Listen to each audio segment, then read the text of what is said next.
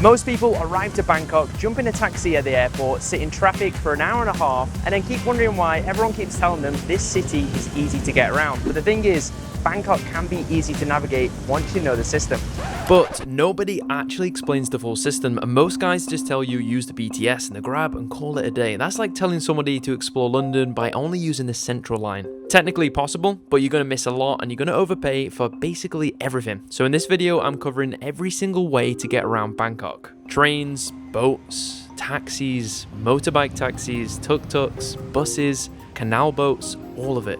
And I'm going to tell you how much things actually cost, how to navigate the rainy season here, and there's a scam section coming up that could save you serious money, so stick around for that. And by the end of this video, you'll know exactly how to move around the city like somebody who actually lives here. And before we get into each option, there's one thing that you need to understand. Bangkok doesn't have just one transport system, it has many. And once you understand this, everything will start to make sense.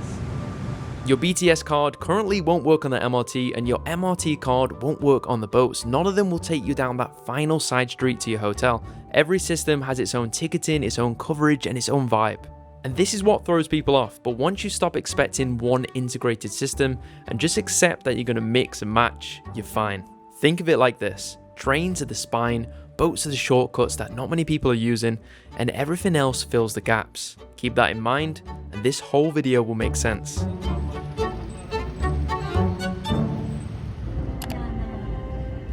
Bangkok has 4 rail systems. Here's what each one does and what it costs. Now, first up, the BTS. This is fast, safe, and air-conditioned, and is elevated above Bangkok. If you're staying in places like Sukhumvit, Silom, or Siam, this is going to be your most used transport, and rightly so.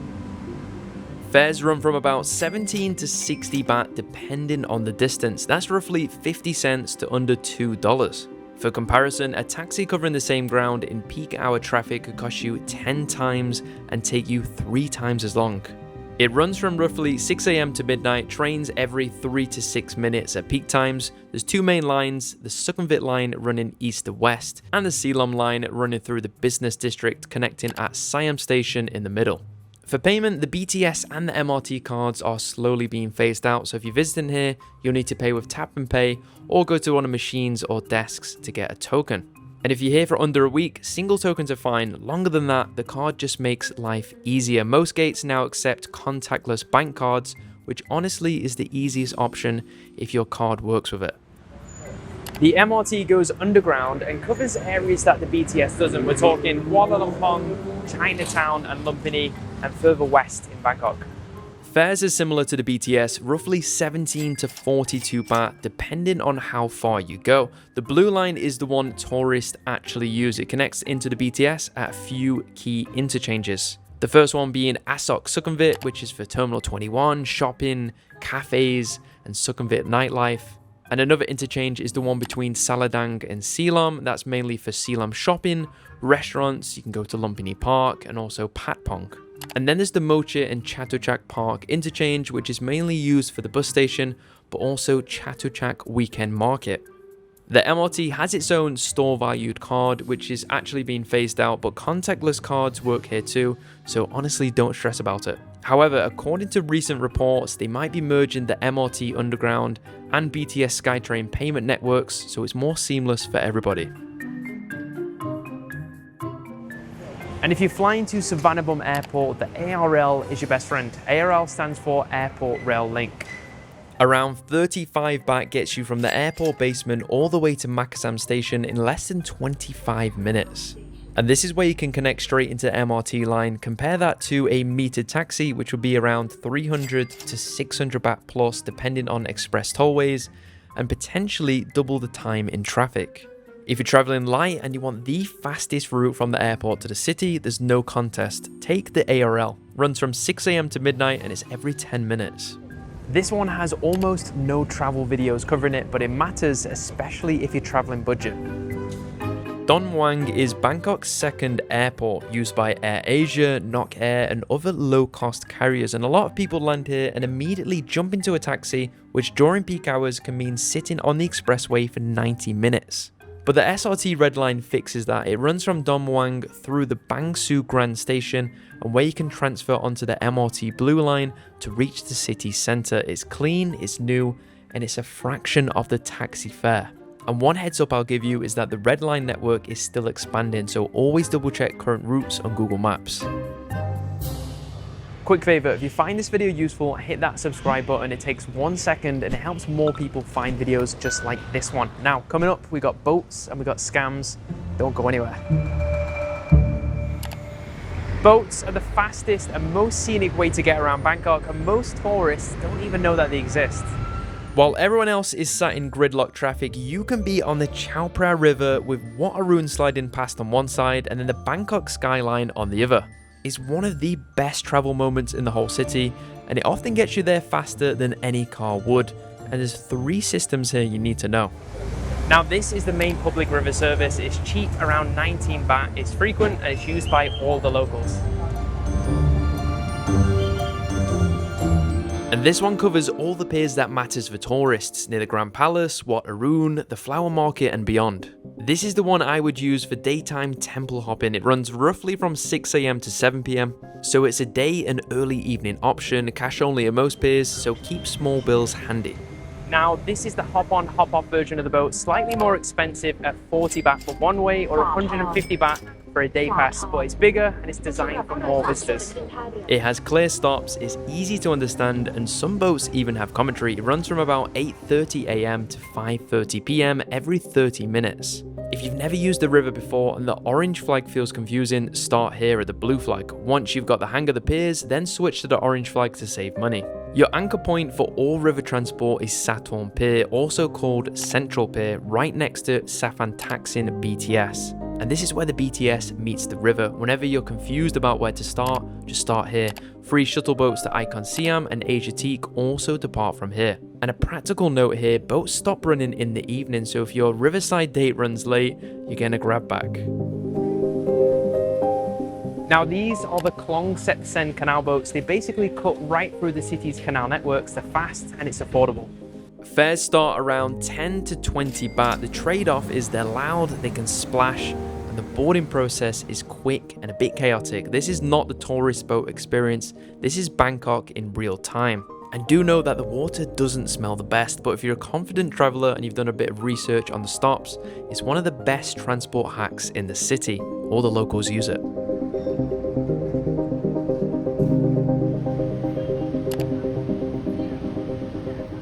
Now, this is where Bangkok gets interesting and where tourists lose the most money if they're not careful. Now, let's go through each option honestly.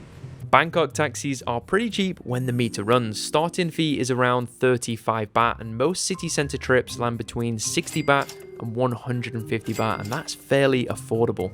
The issue is that around tourist areas like Khao San Road, outside big hotels, or at the airport, some drivers will refuse to use the meter and quote you a fixed price instead.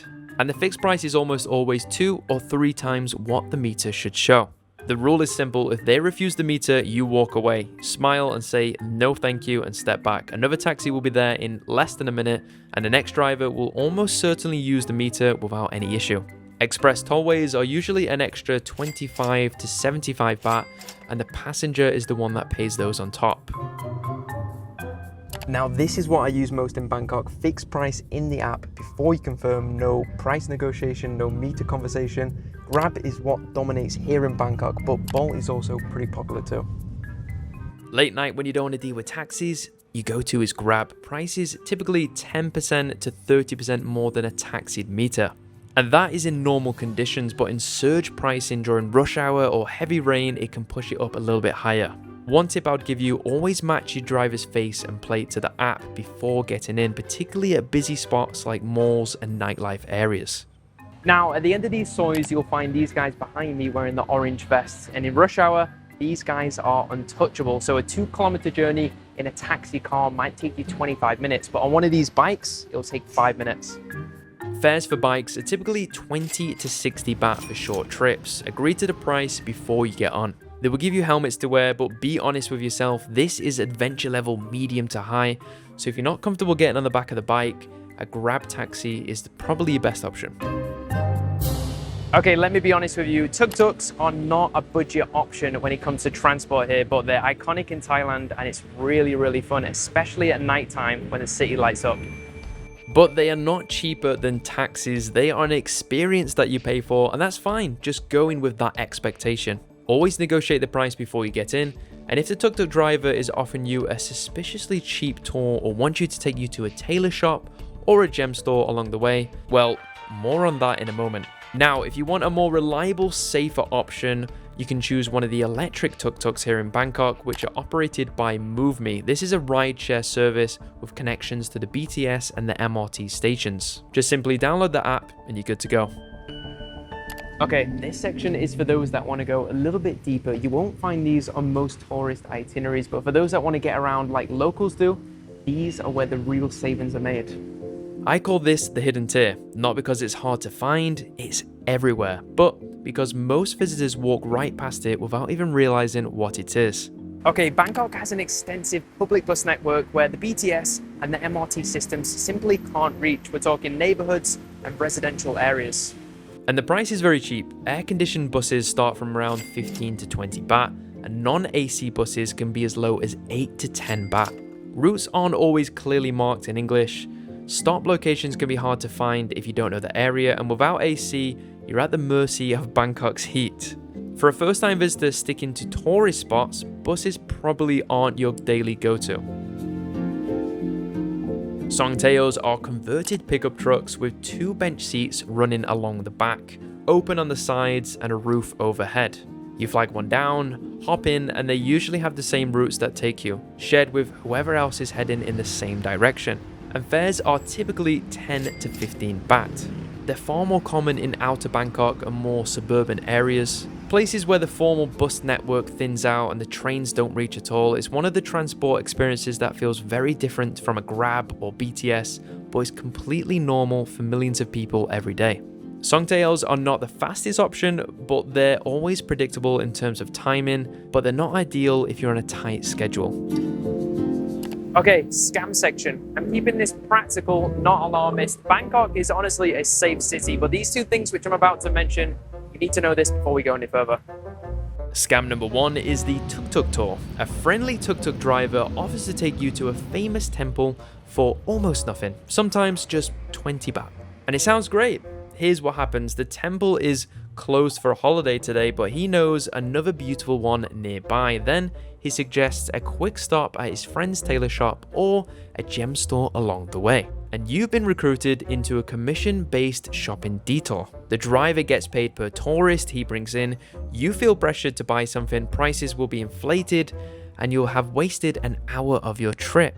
And the fix is book tuk-tuks for a specific route only with a price agreed up front, and politely decline any suggested detours. Scam number 2 is the taxi meter refusal. We've covered this already, but it's worth mentioning again for context. Taxi ranks outside tourist areas, hotels, airports are where this happens the most. The driver quotes a flat fare, you assume it's official, you pay 300 baht for the trip, which would have cost 80 baht on the meter. And the fix for this is meter always. If they refuse, walk, no exceptions. And those 2 scams covered the vast majority of transport-related tourist issues in Bangkok. Know them, and you're already ahead of most visitors. Now, on the road, if a tuk-tuk driver offers you a detour to a gem store or a tailor shop, you already know what that is. Quick but important, especially if you're visiting between May and October. Bangkok's rainy season is real, and it changes how you move around the city in a few specific ways.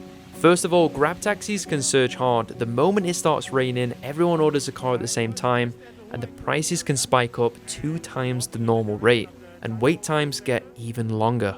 If you see rain coming, either get a Grab booked before it hits, or find shelter and wait it out for 20 minutes until the surge drops. Some streets flood. Low-lying areas around the old town and Sukhumvit can get ankle deep pretty quickly in heavy downpour.